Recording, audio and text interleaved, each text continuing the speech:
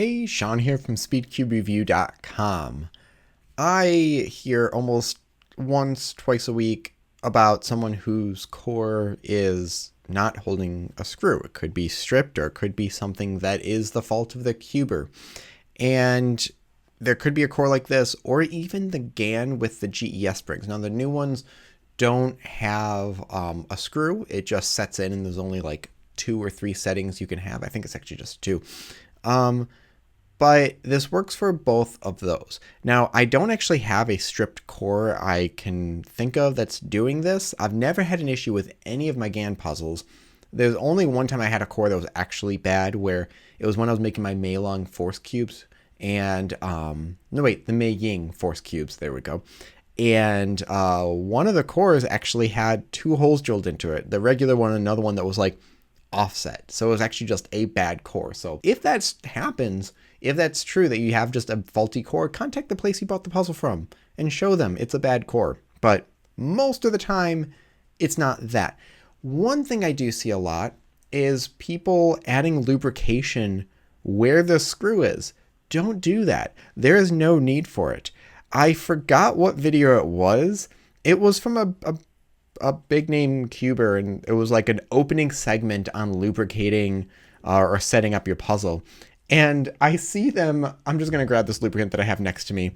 It wasn't Vortex, and they just start putting it all along the screw here. Don't do that. Do not lubricate the GES springs either for your GAN puzzle. That's not where you want lubrication. So if you did that, take it apart, clean it out.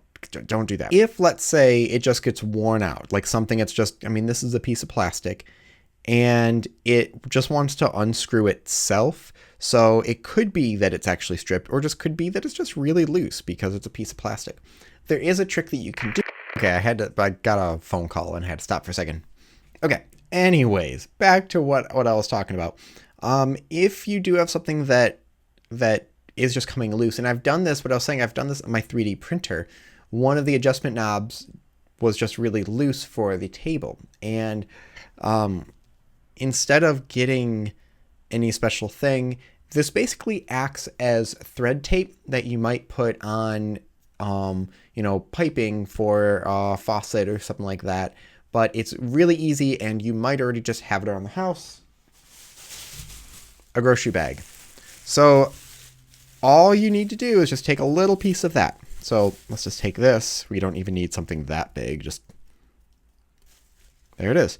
And when the screw goes on, all you're going to do is put the screw in with that.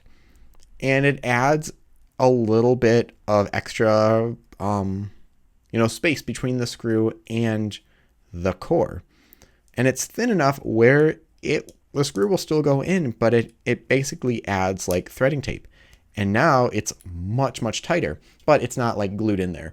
I've heard people saying putting some like nail polish on there, and that'll add a little bit of grip, but it's not like super glue. That can work as well. But this is the one trick. That's all you need to do. And now it's much tighter. I can't loosen it by hand, and it's definitely not going to loosen with a cube turning.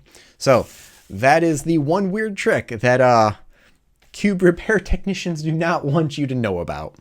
So thank you very much for watching. If you have a puzzle where the screw is coming loose, whether it's a core like this, which this is from a Moyu cube, or a GAN one with the GES springs, let me know if this worked. If you have any other questions, leave them in the comment section below. Hit like, subscribe for more content like this in the future, and it's always stop by SpeedCubeReview.com for more news and reviews.